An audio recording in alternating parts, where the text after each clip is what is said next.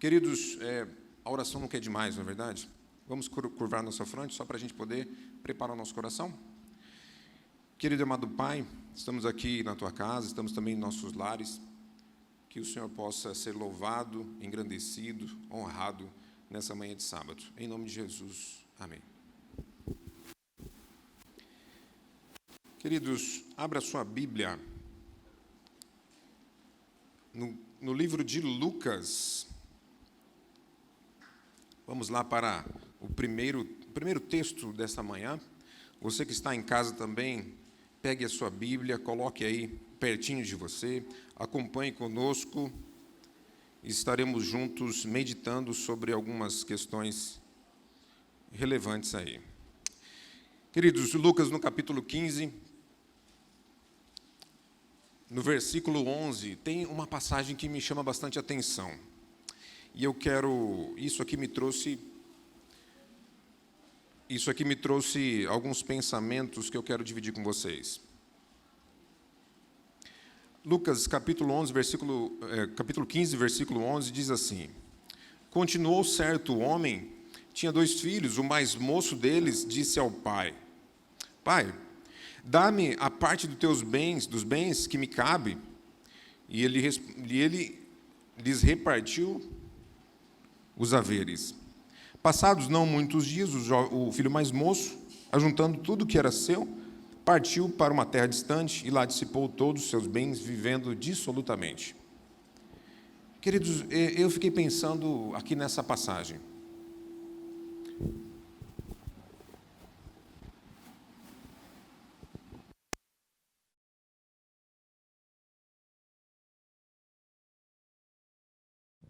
Legal. Eu fiquei pensando nessa passagem, porque um jovem que aparentemente tinha tudo junto com a sua família, chega ao seu pai e pede: Pai, vamos fazer o seguinte, eu quero o que me cabe aqui nessa casa. Eu quero a minha herança, eu quero a minha parte. E eu já não quero mais viver aqui. Não quero mais viver nesse meio. E esse jovem, então, solicita a sua parte da herança, e ele vai embora, e como o relato continua dizendo, ele tem ali uma vida dissoluta. Obrigado. E ele faz muitas coisas, ele gasta todos os seus bens e depois volta para a sua casa. Mas o que me chamou a atenção é porque esse jovem, naquele momento, faz aquele pedido, e naquela época era uma ofensa fazer isso. Ainda ofendendo os seus pais, ofendendo a sua família, ele pede a sua parte na herança. E eu fico pensando, o que acontecia ali naquele lugar? E o que acontece hoje, quando alguns queridos, amados irmãos, estão em nosso meio, estão em nossa igreja, estão em nossa casa, e daqui a pouco não estão mais. O que acontece quando pessoas que estão na igreja decidem sair da igreja, decidem não estar mais com a gente, decidem abandonar o seio da riqueza espiritual, da palavra de Deus e, olha, não vou mais participar. Isso me chamou bastante atenção e eu quero dividir com vocês algumas razões para isso. Talvez você não seja uma dessas pessoas. Mas talvez, queridos, eu esteja falando para alguém que dentro do seu coração está alimentando alguns desses motivos que eu vou destacar aqui para a gente. Talvez dentro do seu coração já esteja nascendo algumas das razões pelas quais as pessoas deixam a igreja. Talvez eu esteja falando para alguém que está voltando para a igreja, que está aqui hoje, porque o Espírito Santo tocou o seu coração e ele falou: vai lá hoje na igreja. Talvez eu esteja falando para alguém de casa, alguém que está com o celular no seu carro, talvez, e essa pessoa está ouvindo essa palavra e ele vai se identificar com as coisas que eu estou falando aqui, com as razões porque essa pessoa não voltou para a igreja. Queridos, essa mensagem também serviu para mim, também serviu para o meu coração. E eu quero convidar vocês a analisarmos juntos algumas razões pelas quais as pessoas deixam a igreja. E aí eu vou fazer uso de um método que Ellen White também nos aconselha, é olhar para a natureza. Olhe para a natureza, ela fala, na educação dos seus filhos. Olhe para a natureza em diversos momentos, passeie com seus filhos, com a sua família. Olhe na natureza as razões do amor de Deus. E eu quero a permissão de vocês para que a gente possa compartilhar junto essas razões, olhando para a natureza. Queridos, talvez a primeira razão, uma grande primeira razão para que isso aconteça seja que muitas pessoas se alimentam da palavra de Deus, mas acontece uma coisa, um fenômeno que é bastante comum. Elas acabam não repartindo aquilo que recebem. Sabe quando a gente vai enchendo o copo e ele transborda? Muitas vezes estamos na igreja, partilhamos da palavra, mas não vivenciamos a experiência maravilhosa de partilharmos a palavra de Deus. Um exemplo que a natureza nos traz é como se fosse um chamado charco, uma pequena poça de água. Eu acho que para quem está em casa e para aqui também, a imagem já deve estar chegando aí. Uma pequena poça de água, um pequeno charco, que se forma em qualquer território, em qualquer local. Essa pequena poça d'água é uma pequena depressão de terra, onde ali as águas da chuva ficam empoçadas, as plantas começam a nascer, os pássaros começam a visitar esse charco para beber água, e ali começa a ser criado um território de riqueza. Os pássaros que vêm ali pegam algumas larvas para comer, que aparecem. Eles também trazem no seu bico uma sementinha, e essa sementinha é depositada ali. E daqui a pouco tem novas plantinhas nascendo. Uma vida toda vai acontecendo naquele charco. Uma vida toda começa a brotar, começa a crescer ali, se desenvolver. Plantas crescem, daqui a pouco está bem verde aquele local. Sabe, queridos, mas o charco tem um problema, uma depressão, essa depressão no território, no solo tem um problema. E o problema é que esse charco de riquezas, ele nunca reparte a sua água. Nunca reparte. Porque está ali, empoçado, fechado.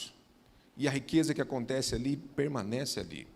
A ponto de que aquela riqueza que está ali, acaba sugando todos os nutrientes daquele território, daquele pequeno espaço. E daqui a pouco não há mais espaço para a vida.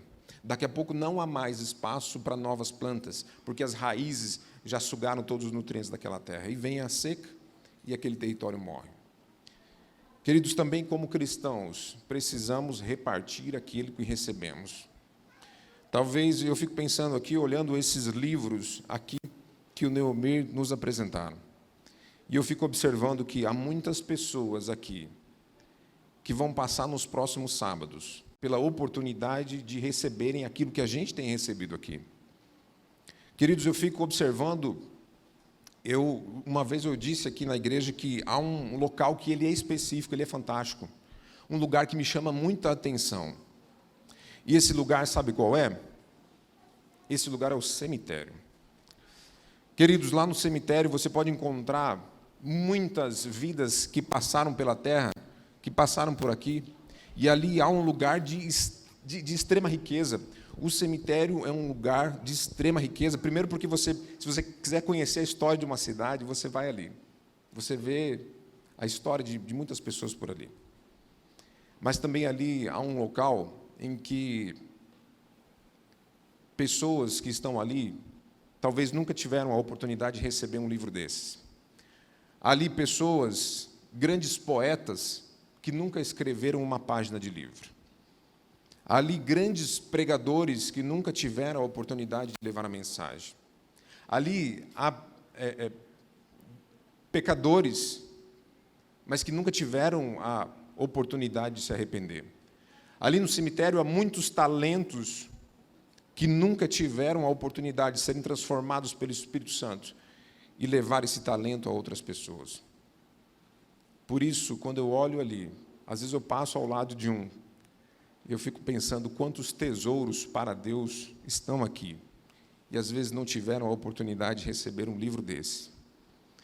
Por isso, uma das necessidades que temos enquanto cristãos, devotos, frequentadores da igreja, é nos envolvermos em ações dentro da igreja, seja através da escola sabatina. A gente precisa ser missionário, a gente precisa levar a ID, a gente precisa se envolver dentro lá dos pequenos grupos, Ano passado eu li 2 livros a respeito de pequenos grupos. Os 2 livros falaram determinantemente que um pequeno grupo ele morre se ele não contém ações missionárias. Se você não envolve as pessoas para sair, para pegar o evangelho, ele acaba morrendo com o passar do tempo. É um charco que vai se secando. Talvez essa seja uma das razões. Queridos, a segunda razão que a gente pode observar para que isso aconteça. Abra sua Bíblia lá em 2 Pedro. Acompanhe comigo, você também que está em casa, acompanhe com a gente.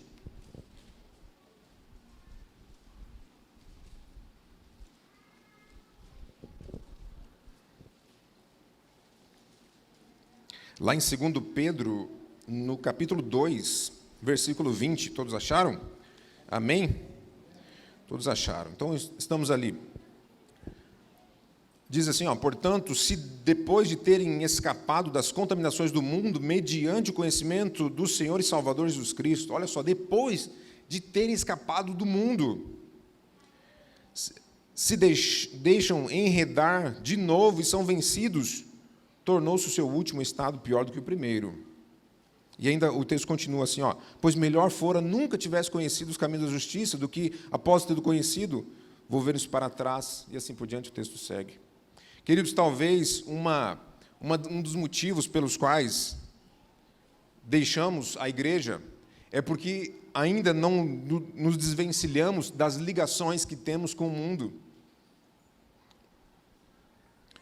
E essa ligação, às vezes, para algumas pessoas, é muito mais difícil de fazer esse rompimento. Mas você sabe, querido, eu tenho certeza que você sabe aquilo que te prende ao mundo. Eu tenho certeza que você tem dentro da sua consciência aquilo que te prende, aquilo que você tem dificuldade de deixar. Mas você sabe que você tem que deixar. O Espírito Santo tem falado ao seu coração que você tem que deixar aquele comportamento, aquela ação, aquela atitude.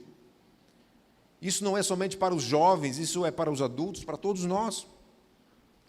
Porque a gente sabe, de fato, aquele comportamento que precisamos deixar, é aquela ligação com o mundo. Ora, quantas vezes nós, ao fazermos nossas escolhas, não fazemos uma escolha mais próxima dos hábitos, dos costumes, dos prazeres do mundo, ao invés de fazermos um prazer ao lado de Deus, um prazer de andar ao lado de Cristo, conhecer um pouquinho mais Ele, conversar com Ele. Quantas vezes fazemos isso? E esse hábito, esses pequenos hábitos que são maléficos para a gente, eles são como uma erva daninha. Eles são como aquelas trepadeiras que a gente tem por aí, né? Aquelas plantas chamadas trepadeiras, né? Elas são como uma espécie de praga que vai crescendo, vai enraizando aos pouquinhos. E você não percebe esse crescimento. Não percebe esse crescimento. É como aconteceu, a imagem seguinte vai mostrar. Na celebração lá dos Estados Unidos, ainda em 1878, houve uma grande celebração dos Estados Unidos, no estado da Filadélfia. Houve uma celebração lá onde estava ali todo ornamentado, um pavilhão japonês. Nesse pavilhão japonês pode voltar, essa imagem, ela representa ali uma vinha ou uma trepadeira, algo assim, uma folhagem, né? De nome kudzu. Kudzu é essa planta que ela cresce muito rápido e chamou a atenção dos americanos. Ela veio lá da China, do Japão, do Oriente, e foi colocada lá e chamou muita atenção, porque tinha flores belas, ela tinha uma composição muito bonita, e daqui a pouco os americanos também começaram a colocar essa planta para decorar suas varandas, a entrada de suas casas. Ali, até, ela era utilizada para segurar barrancos de desmoronarem. Então, essa planta começou a ser muito utilizada. Fez muito sucesso lá nos Estados Unidos. Ocorre que essa planta tem um crescimento incrível. Dependendo ali das condições do dia, das condições do solo, das condições de temperatura, pressão, essa planta chega a crescer 30 centímetros por dia. E, de repente, lá nos Estados Unidos, depois de 100 anos, pode passar, essa trepadeira acabou sendo um grande problema lá para os Estados Unidos. Uma área do tamanho de 30 mil quilômetros quadrados, lá nos Estados Unidos, acabou sendo tomado por essa trepadeira.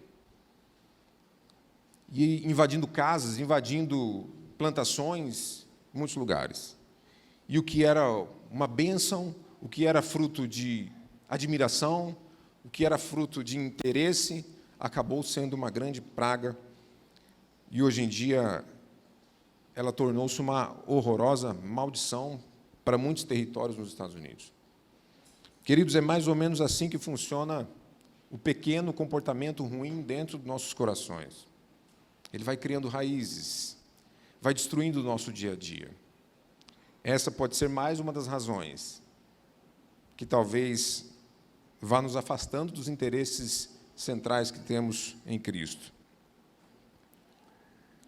Queridos, um terceiro item, uma terceira razão para que a gente, vamos dizer assim, para que a gente possa evitar que isso aconteça, e que pode nos ajudar a explicar por que pessoas deixam a igreja.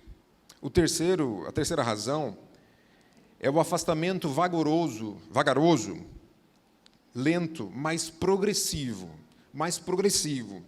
das atividades espirituais. Queridos, a oração, a leitura da Bíblia, a presença na igreja e até a vida espiritual, elas vão morrendo aos pouquinhos. Elas vão morrendo aos pouquinhos. Você sabe, querido, que você, em determinado momento, você tinha um grande momento de intimidade com Deus, você fazia as suas orações diárias, você fazia a sua leitura da escola sabatina diariamente. Eu pergunto, querido, por que você não faz mais isso? Por que não nos dedicamos com a mesma intensidade que antes? Mas eu apelo ao seu coração. Precisamos retornar a esse comportamento de bênçãos. Queridos, há algo que nos inspira e que nos traz esperança. Pode passar, Lucas, por favor. A mudança na cor das plantinhas, aí, das folhas, ela é causada por algumas transformações químicas que acontecem ali nas plantas, né? É o processo de absorção aí da clorofila, né? Que torna ali a plantinha verde. Essas clorofilas, né? São pequenos alimentos ali para as plantas. Elas fabricam ali, extraem um alimento para se manter verdinhas, né? Extraem água, extraem oxigênio, extraem dióxido de carbono, extraem a energia solar e permanecem verdinhas. Elas permanecem verdinhas. Contudo, essa mesma folha, quando chega em determinado período de tempo, quando chega ali no outono, quando passa pelo frio, ela precisa pegar esse alimento e essa fábrica fecha. A fábrica de produção de alimento, para manter o verdinho, ela fecha. E pode ser isso que esteja acontecendo com você. Talvez, em determinado momento, você fechou a fábrica de bênçãos na sua vida, porque, de repente, você não ora mais. Mas aquela fábrica ali, o alimento está ali dentro. Ele só não está mais na folhinha. Agora, o alimento que foi capturado por essa produção, agora esse alimento está lá dentro da raiz, está dentro do tronco das árvores. Ele está lá no núcleo. Ele está lá dentro. E aí, quando chegar de novo o período de florada, ela tira esse alimento e vai para a plantinha de volta. E vai para a folha de volta. Ao invés de permanecer seca, a folhinha ela fica verde de novo. Queridos, a esperança está dentro de você também, porque Deus colocou, o Espírito Santo coloca a esperança dentro de você. Deus coloca esses períodos, essas estações do ano, para que a gente possa verificar em cada rua que a gente vá, em cada espaço que você esteja, que você possa verificar todos os dias da sua vida, a presença de Deus está sempre com você. Essa mensagem, ela diz para você o seguinte: você passando por períodos de dificuldades, mesmo que você tenha ciclos de altas e baixas com Deus, na sua devoção pessoal, o Espírito Santo trabalha no seu coração com a vontade, para trabalhar com a vontade que você volte a ter insistentemente o reconhecimento de que precisamos voltar ao caminho de Deus, precisamos ter esse comportamento. Queridos, infelizmente, todos passamos por períodos de baixa, né? Infelizmente, a gente tem que entender essa realidade. Não adianta eu falar aqui para você que há cristãos que não passam por períodos de desilusão, de baixa, de provação, de falta de contato com a Bíblia, de falta de oração. Não passamos, isso é fato, todos passamos. A partir do momento que a gente encara essa realidade, a gente pede: Senhor, me ajuda com isso, porque eu não quero entrar para as estatísticas das pessoas que saem da igreja. Eu não quero entrar para essas estatísticas. Quando a gente encara isso, a gente olha a esperança de uma folha renovada, a gente olha lá fora e vê a renovação que Deus possibilitou à natureza, e Deus manda uma mensagem através das folhinhas: eu estarei com você, mesmo que você esteja embaixo agora. Eu vou estar com você. Daqui a pouco você vai estar verdinho de novo. Podemos cair em pecado, podemos ser derrotados por um momento, mas a alegria vem quando? A alegria vem de manhã.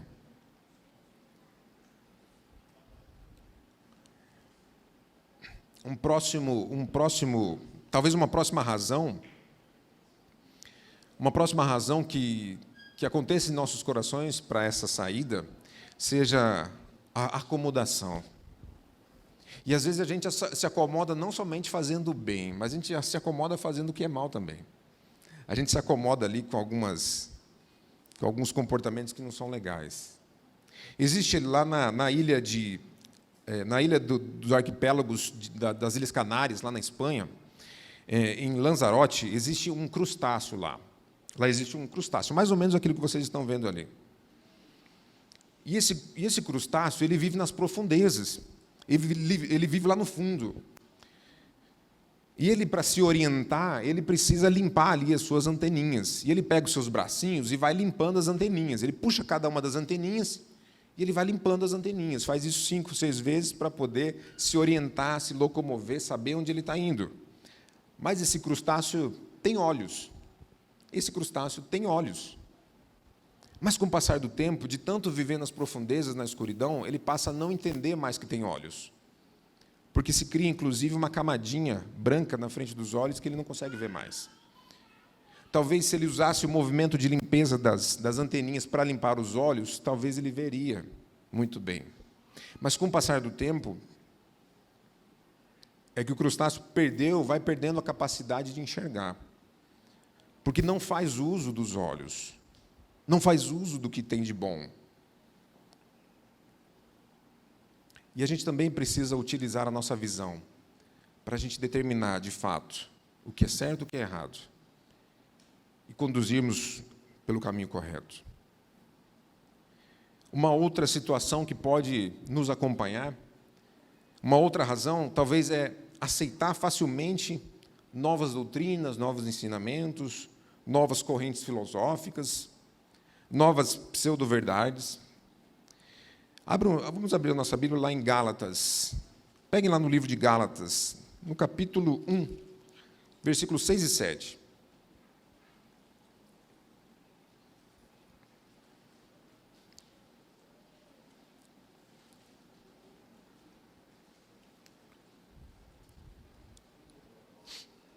Gálatas, capítulo 1, versículos 6 e 7, mas vamos um pouquinho para frente, ali no capítulo 1, versículo 8. Já vamos direto ao ponto central aqui. Diz assim no versículo 8: mas ainda que nós, ele está falando, ainda que nós, todos nós aqui, né? Ou mesmo um anjo vindo do céu, vos pregue evangelho que vá além do que vos temos pregado, seja anátema, seja repreendido. Queridos, olha a seriedade que é isso. Às vezes, a gente começa a entender que as coisas que estão por aí, novas filosofias, novos entendimentos, não são assim muito prejudiciais, que a gente pode dar uma adaptada aqui, uma adaptada ali. De repente, o sábado já não é mais o 7º dia, pode ser qualquer dia da semana. De repente, não sei, você pode ser homem, pode ser mulher, de repente você escolhe. Então começam a vir ensinamentos que a gente começa a se questionar. Mas onde está o ponto central que define o nosso ponto de vida? Onde está o nosso caminho central na palavra de Deus? Queridos, a gente não pode esquecer que as ideias estranhas nasceram lá no coração de Lúcifer. E que o desejo de alimentar o eu, o ser humano egoísta, ainda está presente dentro dos nossos corações, faz parte da natureza humana. E por quanto tempo vamos nos deparar com essas situações, essas pseudo-verdades, e questionar a verdade do nosso Deus? E às vezes a gente vê cristãos negociando princípios, né? Às vezes com maus comportamentos. Queridos, é uma dura realidade. Mas, querendo ou não, todos nós, olha o que eu vou falar para você. Querendo ou não, todos nós, de alguma forma, somos um exemplo. Tá? Tem uma música que fala assim, mesmo sem querer, né? Somos exemplo mesmo sem querer. Parece que ela fala assim. Por que isso acontece? Eu lembro que quando, lá nos meus 16 anos, eu tive contato com a Bíblia, tive contato com a igreja, e teve alguém que me ensinou a palavra de Deus. Em 5 dias, nós estudamos o Apocalipse e minha vida mudou. 5 dias. 5 dias minha vida mudou. Eu voltei para casa, minha mãe já não me reconhecia. Ela falou, pega suas coisas e vai embora daqui. Peguei minha mochila e fui embora. Minha mãe já não me reconhecia. Ela falou assim, eu não quero mais sustentar nenhum evangélico. Pega suas coisas e vai embora. Peguei minhas coisas e fui embora. Andei aproximadamente uns 40 quilômetros com uma mochila nas costas, até encontrar refúgio. Queridos, para a gente manter o primeiro amor, a gente precisa de firmeza de propósito. A gente precisa de firmeza no nosso coração. E sabe, quando eu me converti, tinha alguém que fez o estudo bíblico lá comigo, em 5 dias, Apocalipse intensivo. Naquele período, eu olhava para aquele irmão que me fez o estudo bíblico e eu me inspirava nele. Sabe? Eu olhava para ele e eu queria fazer coisas como ele fazia. Eu queria pregar como ele pregava. Eu queria falar como ele falava. Eu queria ler a Bíblia. Parece que ele lia a Bíblia assim, facilmente. As pessoas acabam sendo uma espécie de exemplo para a gente. Por quê? Porque a gente é humano, a gente tem uma referência humana. Por mais que ele sempre falava para mim, eu não sou exemplo para você, o único exemplo é Cristo. E essa verdade continua sendo assim. Mas, querendo ou não, as nossas atitudes ecoam por aí, o nosso comportamento ecoa por aí, e as pessoas estão ávidas a observar tudo isso. Né? Ainda mais nas redes sociais. Ainda mais quando a gente pega redes sociais. Que aquele nosso comportamento está fotografado, está filmado, e é espalhado por aí. Então, queridos, a gente precisa ter essa firmeza de não negociar a nossa natureza, a natureza que Cristo renovou dentro de você. Um dia Cristo renovou minha natureza, eu nasci de novo. Eu imagino que você também. E às vezes acontece assim, de pessoas que também não se aqueceram na fé, ou não se sentiram bem na igreja. Isso pode acontecer? Pode ser uma das razões? Pode também. Às vezes por conta de complexo, de dificuldades que a pessoa tem para se relacionar, pode ser também. Mas também pode ser que a igreja tenha falhado, de alguma forma, em criar um ambiente favorável para aquela pessoa estar ali. Isso pode acontecer. E é como se fosse um período de hipotermia. Pode passar a imagem aí. Mais uma vez, deixa eu ver se a gente acha ali. É como se fosse mais ou menos um período de hipotermia. A hipotermia vai chegando no nosso corpo, né? O frio vai tomando conta, e aí daqui a pouco você não consegue manter mais a temperatura do seu corpo. Você começa a tremer, as extremidades do seu corpo, o corpo decide não mandar mais sangue para as extremidades. Por quê? Porque precisa manter o teu organismo principal, vital, funcionando muito bem. Corações, pulmões, pulmão, coração. Precisa manter, então ele deixa de levar sangue para as extremidades. Aí você começa, de repente, a ter lá a hipotermia. E aí você começa a ter essa sensação estranha. Mas quando você percebe, você já não consegue manter sua temperatura corporal, você fica esquecido, confuso, são sintomas de hipotermia, né? Esquecido, confuso, incapaz, você perde sua coordenação, você começa a ter espasmos, e aí, quando você percebe, o seu corpo já não consegue mais reagir.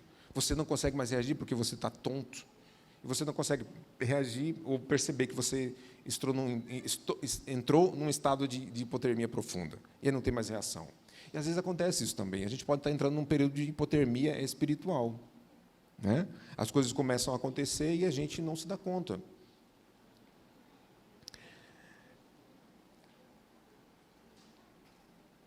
Há uma situação, volta uma imagem, por favor. Isso. Há uma situação que chama bastante atenção. Alguns de vocês conhecem esse pássaro? Esse pássaro é muito comum lá na Europa até a Ásia. Esse é o cuco. É o cuco do relógio. O cuco do relógio é um pássaro real. E o cuco tem um comportamento bastante interessante. O cuco, a mãe, né, a fêmea, ela coloca ovos e tal. e aí para ter os filhotinhos. Só que ela coloca ovo não nos ninhos dela, ela coloca os ovos em ninhos de outros pássaros. Olha só que comportamento interessante. Ela vai lá, espera a mamãe sair do ninho, a mamãe saiu do ninho, ela vai lá, coloca o seu ovo dentro de outro ninho, com outra família, com outros ovinhos. Olha só. E ela faz isso com vários ninhos. A forma que ela tem, de fazer a sua descendência acontecer é colocar os ovinhos junto com outras famílias. E aí é tão interessante o comportamento do cuco, porque os ovinhos que ela coloca, acredita-se, já foram pesquisados lá na Europa, Ásia, que o cuco, a fêmea, ela coloca os ovos de acordo com a cor dos ovos do ninho que ela está tentando colocar. Então, tem ovos mais azulados, mais avermelhados, mais amarelados, e ela consegue fazer essa diferença, a ponto de colocar ovos de cores diferentes para que esse ovo fique ali no meio do ninho, desapercebido.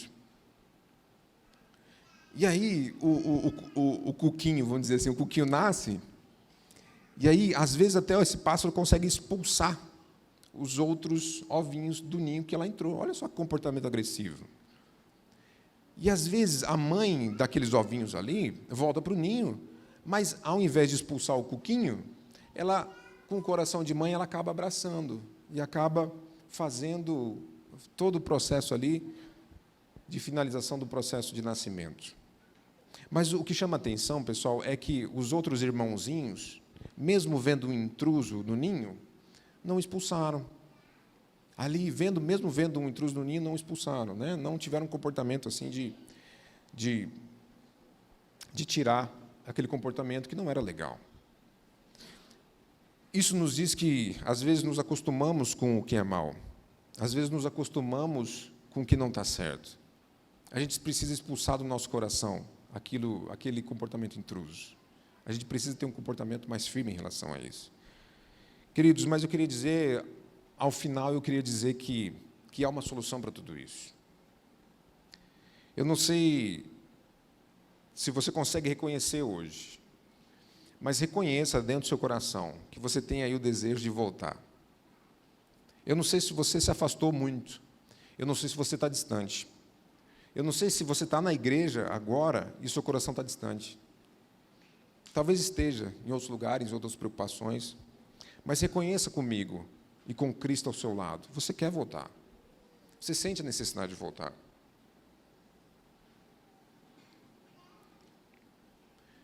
Dentro do nosso coração, há algo que chama atenção, é como um comportamento dos salmões. Pode passar a imagem lá. O comportamento do salmão é absolutamente interessante, gente. O salmão, ele fica nas regiões frias lá da Europa, do norte da Europa, da América do Norte também. E o salmão, ele não consegue reproduzir em águas salgadas. Então ele desce até o mar, que é um lugar mais aquecido, ele não consegue reproduzir no mar, e ele volta. Olha, ó, aquela ali é a escalada do salmão de volta para tentar reproduzir aonde ele tinha que reproduzir. O salmão, ele nada por quilômetros para voltar.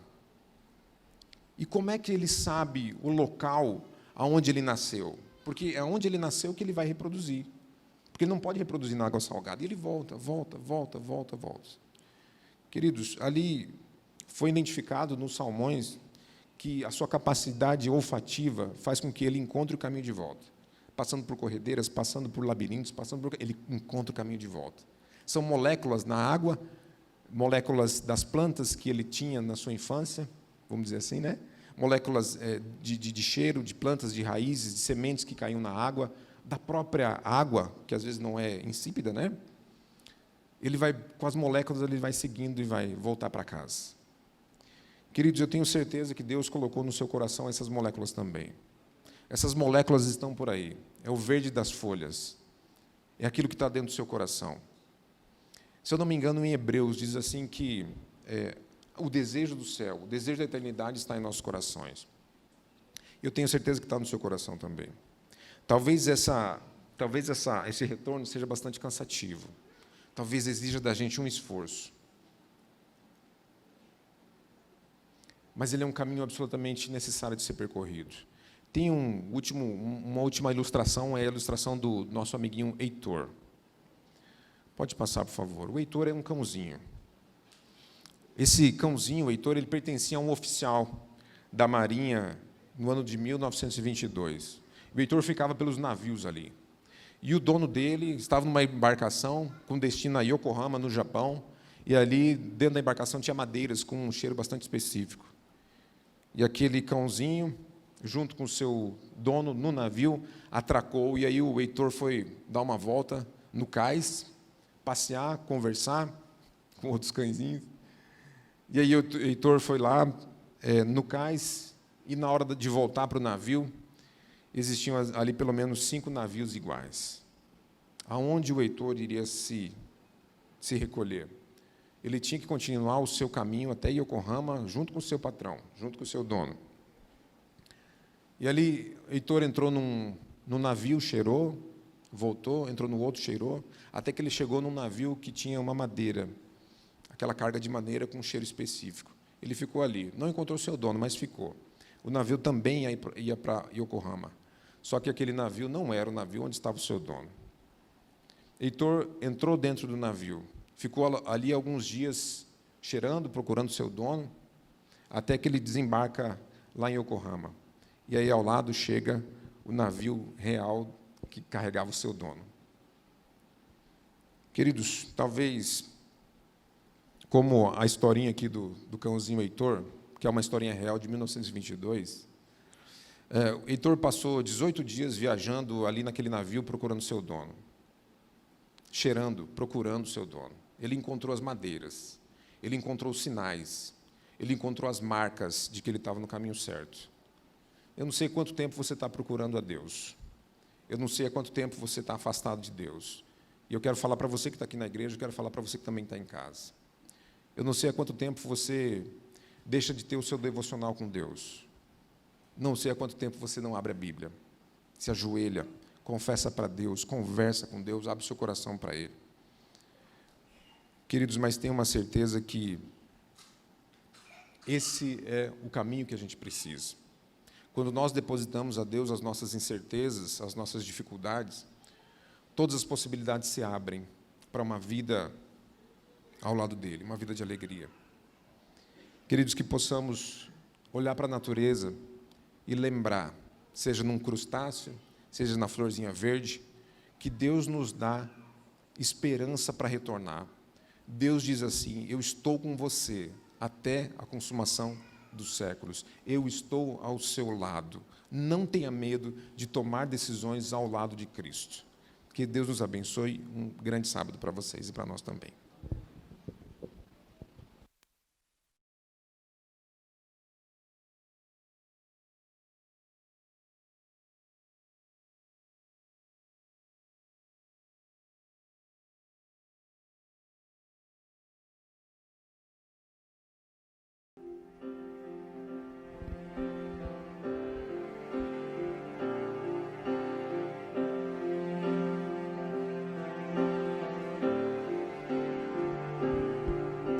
Estou aqui tentando olhar no espelho e ver o rosto de alguém feliz. Finjo ser o que não sou, mas tudo acabou.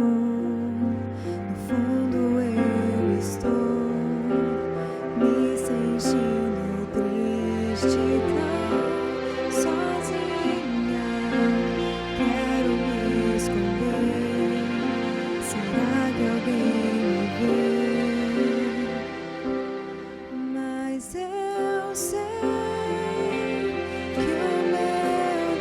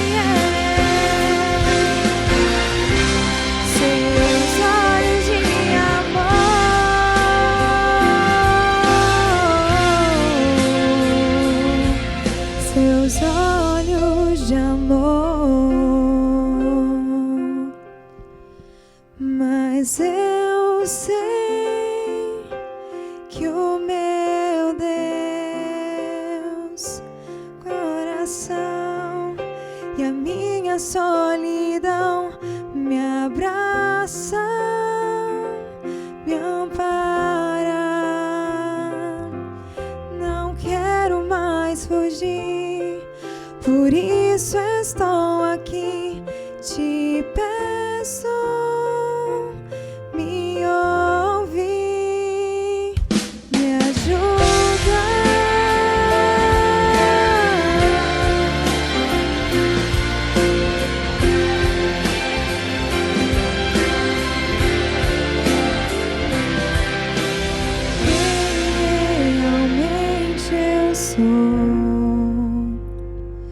É o que Ele vê ao olhar pra mim. Amém.